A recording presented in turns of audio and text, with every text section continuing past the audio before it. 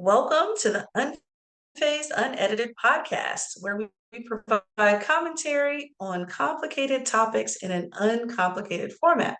I'm Dr. Shaunna Payne Gold, and I go by she, her, hers pronouns. And I am here with Dr. Lisa. How are you today?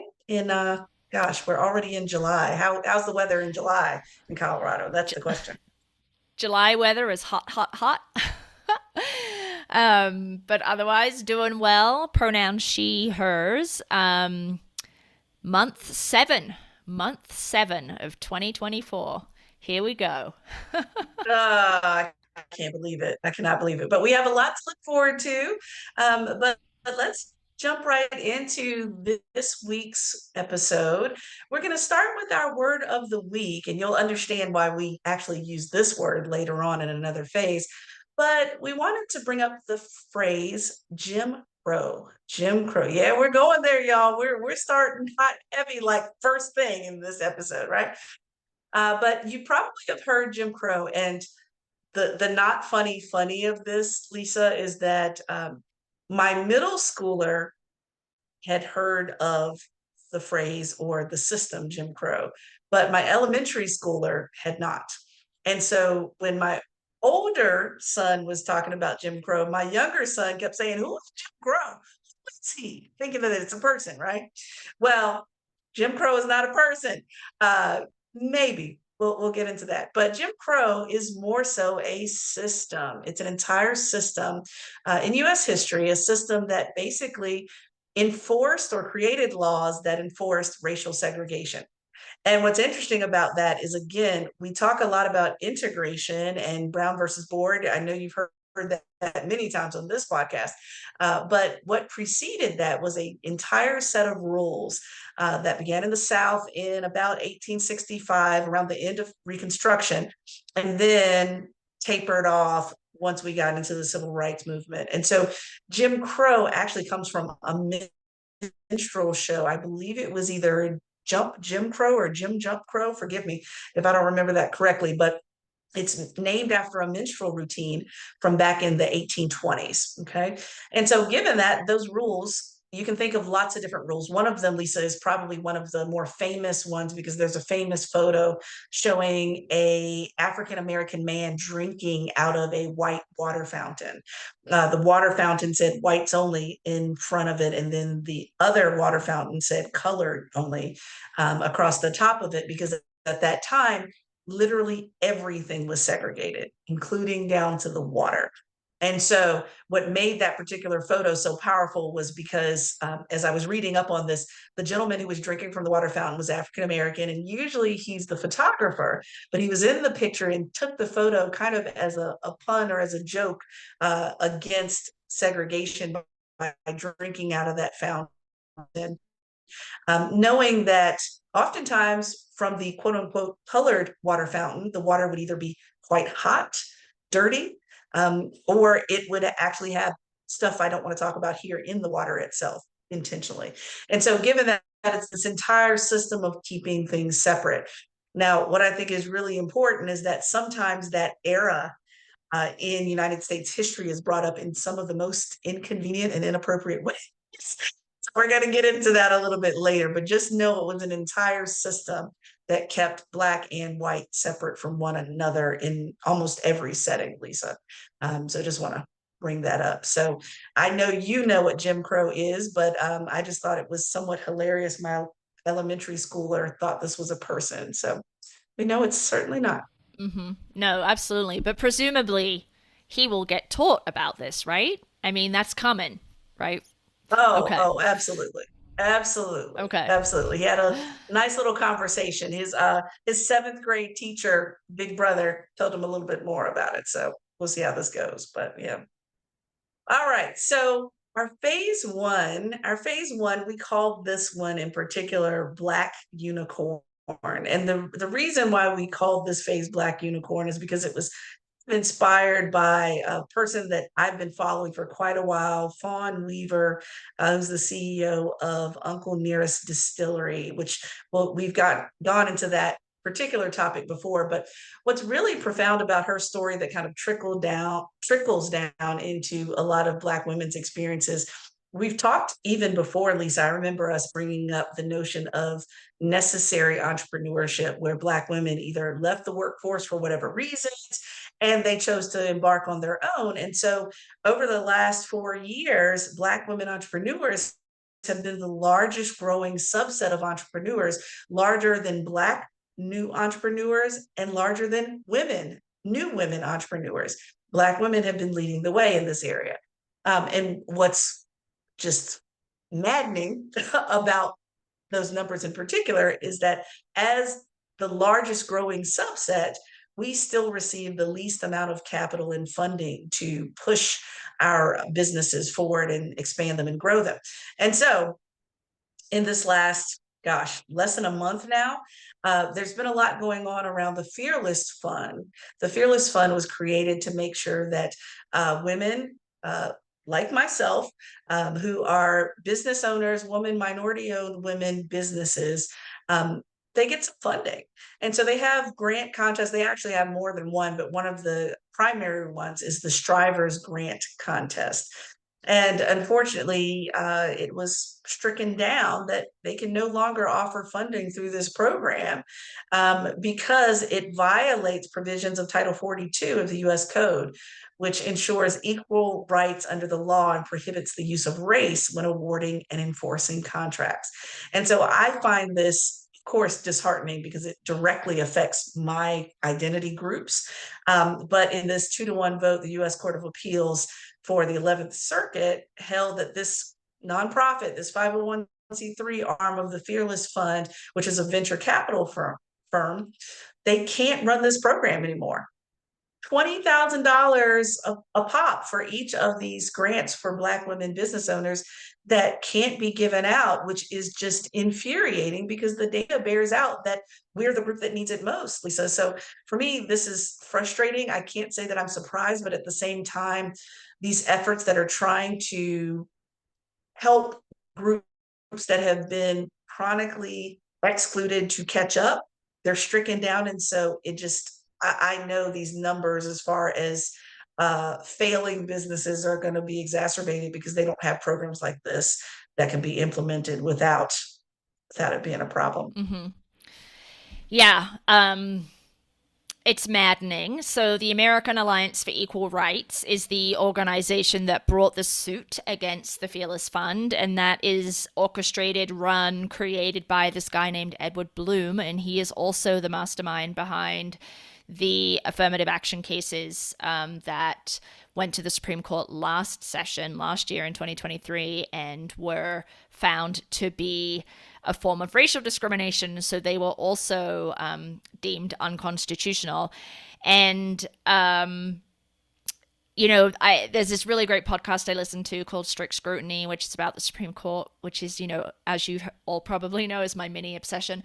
And Melissa Murray, who is a NYU law professor, she did a little piece on this particular Fearless Fund result, which obviously didn't happen at the Supreme Court, but it's kind of all part of the system, and she talked about the fact that now trying to end racism is the racism, right? Like, we exist in a culture, a legal culture, where there is traction to that argument, that any recognition of race, any attempt to create, dare I say, a reparation or some kind of means to address historical exclusion, if that is based on race, is now understood to be racism, right? Because it's racism against white people. So rather than thinking about racism as a system of domination and oppression that has benefited white people in, for generations, and has disadvantaged people of color, in particular in the United States, Black people, that we can't do anything. We can't create any policies, processes, programs to fix that disparity, to make up for all that lost time and lost wealth and lost education and lost support, because white people then get their feelings hurt, right? So it makes me so angry, that these arguments have traction when, I mean, these grants are $20,000, you know, and these unnamed people in the lawsuit who said that it was, you know, racial discrimination, probably white dudes. They're not going to apply for this money. They probably don't need to apply for this money because there's like 85% of the venture capital money out there goes to white people, mostly white men, right? And it's $20,000. I mean, it's like a drop in the ocean when you think about what is needed to run and maintain and start a business.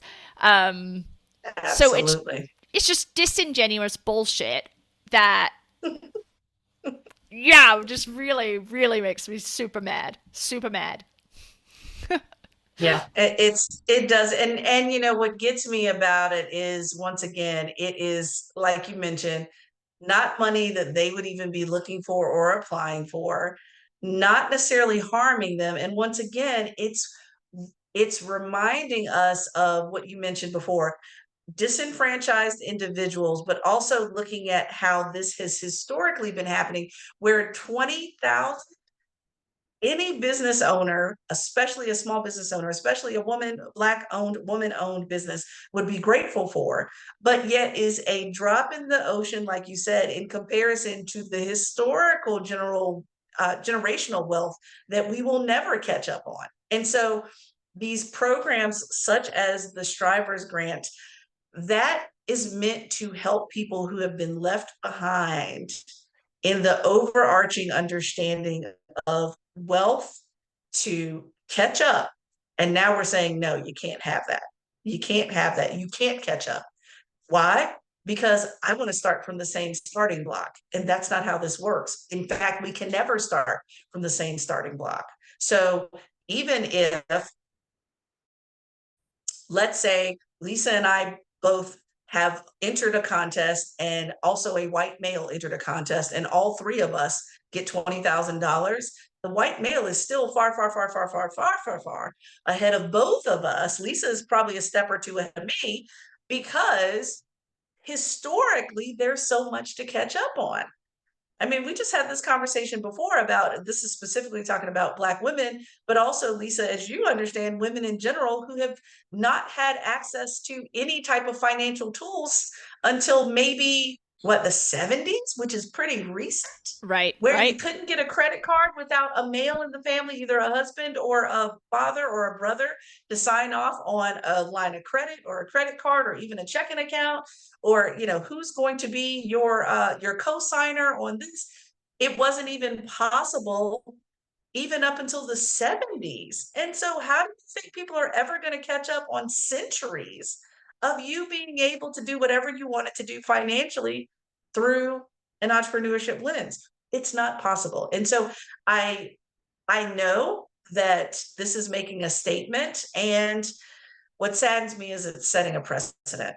And that's what really concerns me. It sets a precedent for any other programs that might benefit people like myself, or benefit people like myself and Lisa, where we could get at least two steps further ahead, and now we can't.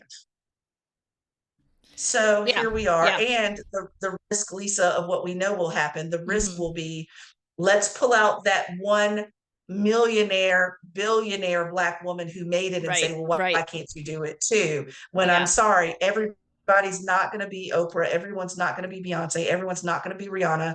We're not. We're not. Mm-hmm. And Mm-hmm. so given that, what's going to be the new standard of healthy growing business that's not to that level, because it doesn't need to be.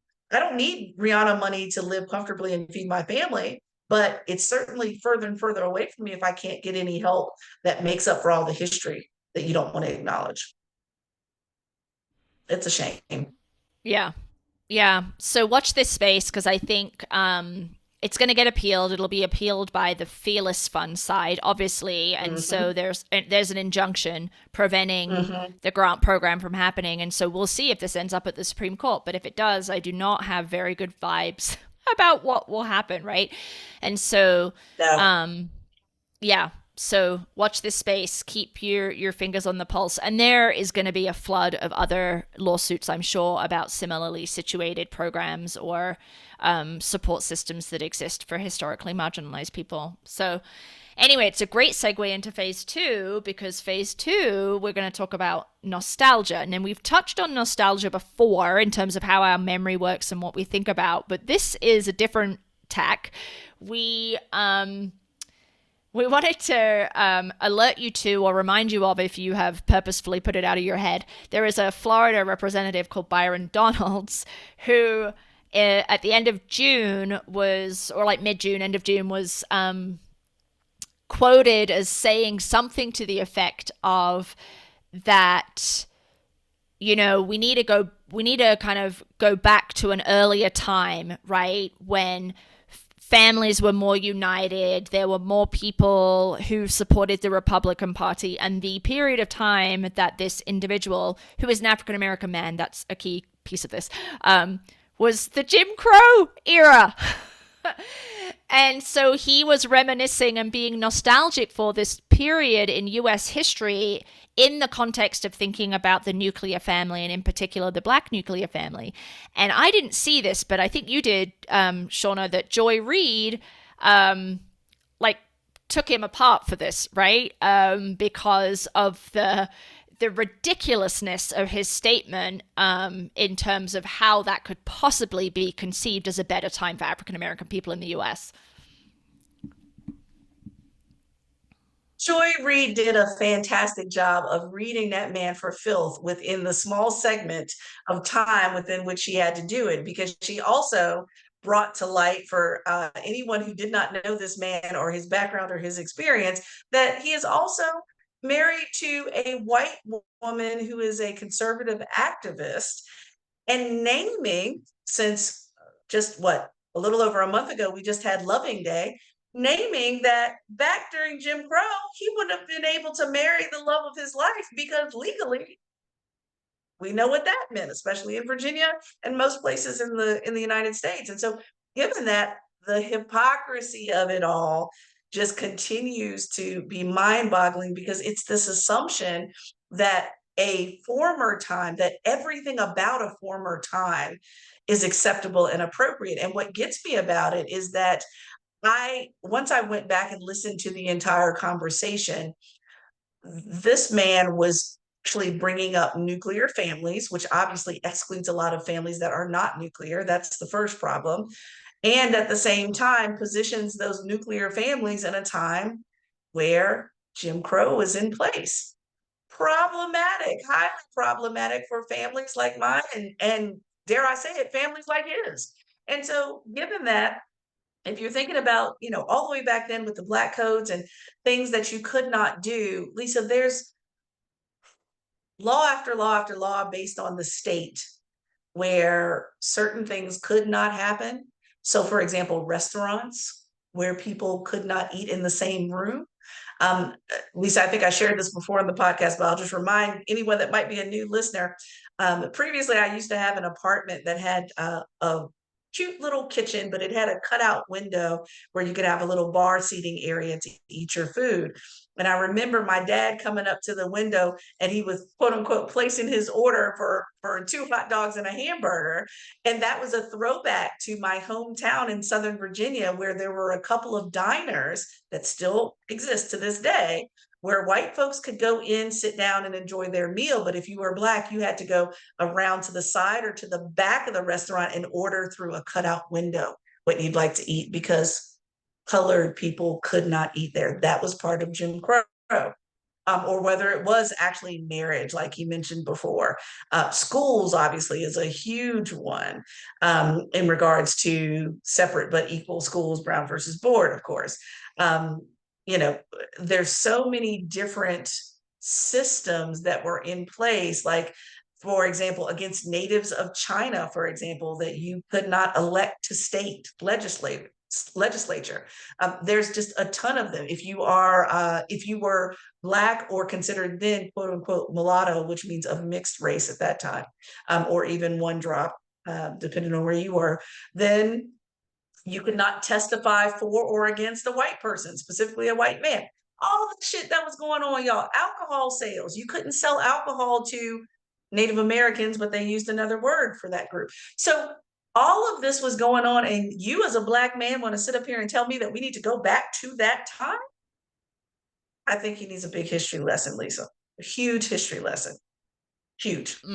Yeah, and it's just this idea that's very pervasive right now about well, make America great again, right? But also this nostalgia for a bygone era where things were simpler and they were better. But you have to ask, simpler and better for who, right? And it's funny, you'll see a lot of white people who get interviewed, and they talk about, well, I wish things were simpler or better, like in the 1950s. And they actually weren't even alive in the 1950s, right? So it's not a memory that they have of this simpler or better time. It is a idea. And an idea that is kind of predicated on white supremacy, right? And male supremacy, because women certainly were not enjoying equal rights back in the 1940s, 50s, and 60s. So, well, not the 60s obviously were not a quote unquote better time, because that was the birth of the civil rights movement. But so the 40s and 50s, and I find it to be. I'm not surprised when white people say it. I am surprised when I hear women say it, of all racial identities, and then people of color say it, right? Because you've said this before, this notion or idea that I'm going to look back historically and I'm just going to pick the pieces out that I think fit my particular argument. So this Byron Donalds is picking out his understanding, because he wasn't alive then either, right? Like, he's picking out this understanding of what a family looked like, and with the presumably the argument that families don't look like that now, and that is why there's so much XYZ wrong with the world, right? And he's like ignoring all of this other stuff that he as a black man would have been subjected to, humiliation, right? Just a lack of access to anything that he has access to now. So what this makes me think of, and it kind of connects back to our first phase, is also the ways in which the Reconstruction Amendments, so the 13th, 14th, and 15th constitutional amendments, are interpreted and utilized as a means to, particularly the 14th Amendment, to say we can't create any system that is based on race, which overlooks the fact that those amendments were created specifically to rectify and create opportunities for formerly enslaved people, right? So they were not written in a race neutral way. They were race conscious, and yet they are being used now in a contemporary time to argue that anything that is race conscious is in violation of the principles of those amendments, which were not race neutral, right? And so it's this ahistorical lifting out of something as a means to justify why we can't create systems that, going back to our first phase, right, that create opportunities for people who've been historically marginalized. So for Byron Donalds to say that, it's just... Yes. Yeah. Yeah. No, you're bringing up, so you're reminding me, going back, and this connects directly to, the SCOTUS decision on affirmative action, where even Ketanji Brown Jackson said that the passing, or at least the decision, was based on a historical race neutral understanding of, let's all just start at the same starting line. And what she said, in her opinion, was, we can't, because those starting lines are at different places and spaces. It's not even possible in this country. And so given that we're starting from the ideal of everyone starts at the same place, when actually this country was not built on the ideal. This country was built on the ideal for a small subsection of people, but not the ideal for everyone, which is why I love the word that you just used before about rectifying. These are being used to rectify. This is used as an adjustment, not at a starting point. We're not throwing the whole United States away and starting over. We have to adjust what we have. And what we have needs the adjustments to allow people to catch up, allow people to get in the game, allow people to get started. And so I just felt like this guy, I'm like, no, you can't just pick something that it reminds me of when I ride through a neighborhood and there's this beautiful mansion in the middle of like a low income housing area, right? Like it's like, I just want to look at this beautiful house. I don't want to look at the whole context. It's like, no, you got to look at the whole context. I want everyone to have access to these things too. And I want everyone to live in the beautiful mansion, but I also want you to be aware of where it's being placed. There's other stuff going on besides what you want to go on. And so I heard what he was saying about the nuclear family and so forth, but that's the ideal. That is usually not the case for most. Right. So what happens for the rest of us? It's just not possible. It's not possible. And so, I feel like, okay, everyone tries to throw away context as if Right. that's the great equalizer. And I'm like, you can't throw away context. You just Yeah, can't. and History and even context are key. yeah, and your point even at the beginning around the nuclear family and who that excludes, right? So he's even and he's certainly not alone in this, right? But this belief that a mother father family unit, right, with children is the optimal family unit. And if everyone had that family unit, then all of the problems would go away, right? So he's also buying into this really limited and discriminatory perspective of placing a value judgment on good versus bad families, right? And then he's situating that good family structure within a larger system of racial hatred and discrimination. So it's just kind of a mind-blowing contradiction that he would do. And of course he's from Florida because, I mean, I'm sorry to Florida listeners, right? But what is going on in Florida, right? Because they also, someone down there, when there was a whole thing about African American studies curriculum, someone also said that slavery was good for black people because they learned skills, or that is a paraphrase. It wasn't exactly what was said. But like, Florida, what are you doing? I don't know. I don't, we also know, just want to be clear, we completely obliterate both Florida and Virginia on a regular basis. And I also am aware that not everyone thinks that way. However, it just seems to be that y'all are in the headlines a lot now, a whole lot. But yeah, this is concerning, and Byron Donalds is a great example of what happens when you attempt to decontextualize something that cannot be decontextualized. You cannot just jump in midstream into history and think, let's just start from where we are, when that negates all that got us to where we are in the moment. And so very disconcerting, but way to go to Joy Reid that brought up some of the liberties that he now enjoys, that would not have been possible during that very time period. So it's just like a walking contradiction. Just, yeah, frustrating. So don't be a walking contradiction. That's my only my only advice is think about your own lived Yeah. experience and some of the opinions that you have and the liberties that you may or may not have, and how that might be quite different in another time, right? Mm-hmm.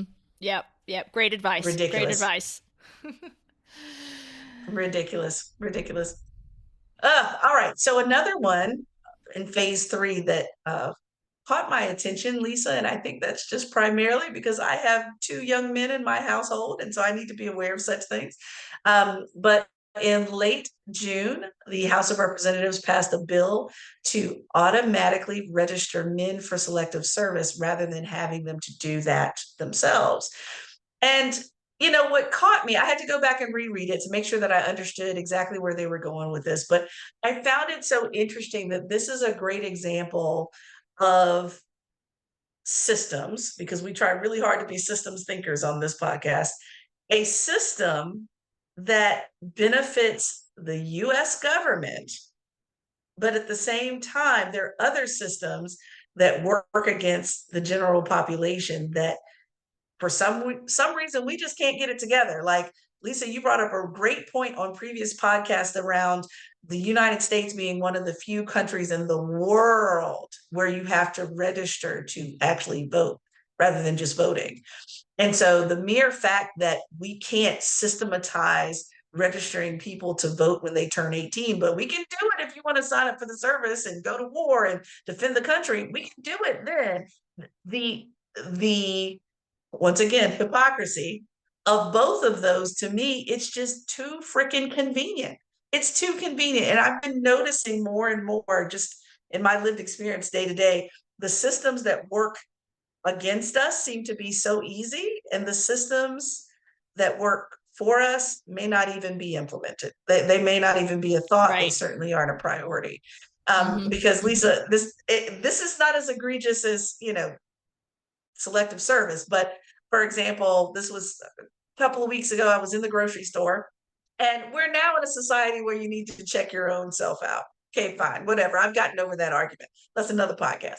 But as I'm attempting to check myself out, and I had some fruit with a little barcode that's kind of stuck on the fruit, you know how it goes. And the barcode is stuck on the fruit to hopefully make it easier for me to check out, which I'm scanning. Okay, that's fine.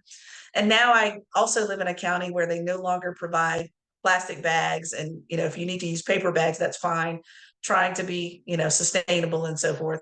But I placed one of my reusable grocery bags there kind of on the weight. And apparently this bag wasn't as light as I thought it was. And so magically all these alarms going off. And I understand why all these alarms are going off, because someone who skips scanning a particular item and they put it on the weight, obviously it weighs more than what you purchased. But magically, there's a camera that's above my head that's watching everything that I scan. They clearly see that I scanned the fruit, but the bag that I put to take my own shit out of the grocery store sets off all the bells and whistles. The system for me to pay you is easy. The system for me to take the things that I paid for out of the grocery store is hard. What? What Mm-hmm. the hell's here? And so I'm just Yeah. seeing it all around me. And the frustration, Lisa, becomes that Mm-hmm. the systems that make things hard usually make things exponentially hard for people that are already dealing with systems of oppression. It just adds more. It just adds more challenge to their day-to-day lives. So it was just frustrating, very frustrating. Yeah, I mean that's just all on distrust, right? And so you could buy their bags, you could give money to buy the bags. I mean, I'm generally in favor of not using plastic bags, right? But like Of then course, then you right, then right. you wouldn't have had the weight issue on the sensor, right? And so that would have worked perfectly for you. You wouldn't have needed to have the person come over, watch the video, check, it's just ridiculous that they didn't build into that whole process a recognition that something light that touches the sensor like pops up and says, is that your own bag, right? Or something. Yeah. But your point is really an important one for us to think about in terms of any system that is easy or hard. I think tells us something about priorities and values, right? So if we're thinking about whether it's a business or local, state, or federal government, when something is really hard to do, there is a value that is associated with that. So we are going to make you jump through 19 different hoops of varying sizes and heights, because ultimately we don't trust that you're legitimate. And if you legitimately need this thing, then you'll do all this stuff, right? So that's what the voting thing is about, right? So we will easily register you so you can get drafted into the military. But will we pass a law that will automatically register you to vote? No. Why? Because voter fraud. We want to make disenfranchisement that we talked about a couple of weeks ago, right? We don't want everyone voting, because if everyone votes, then there's definitely one party that is probably not going to win unless it changes, right? And so they can do it, they're just choosing not to. And that choice tells us something about priorities and values, right? And you had used the example before we started recording about medical bills, right? A hospital can send you a medical Huge. bill within 24 hours, right? Like no problem at all. But can you get your insurance company to process that claim that quickly? No, right? Will it take them 2-3 months? Will there be lots of back and forth and needing to justify and provide extra bills and maybe have your doctor call and all of these bits and pieces so that you can get that bill covered? Yes, that's what will happen, right? Because the priority of an insurance company is really not to pay your medical bill. They don't want to have to do that. And the priority of the hospital is to get paid.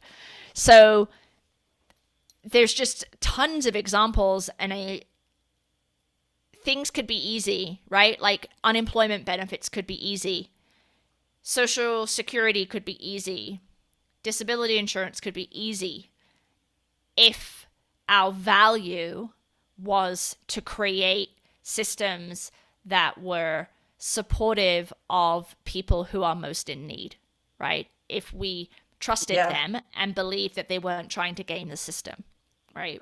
Right, right. Well, exactly. And I know we just finished talking about, a lot of legal stuff going on, but to that end, the systems piece, it does very much remind me of whether it's that medical bill that gets sent quickly, but insurance takes forever to pay it, whatever it may be, the system that's not helpful, is that going back to your word, trust.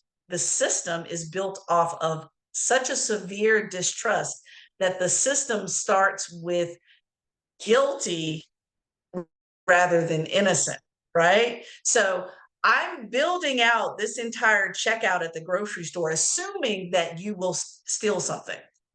And you have to prove that you didn't by us reviewing the camera, by the sensor and the weight. You have to go through extra hoops to prove that you didn't, but we're going to assume that you are versus assuming that you're not. And if someone is, which I'm not saying people don't pay things that don't belong to them, but what I am saying is that the overwhelming majority of people just want to pay for their shit and get out the grocery store.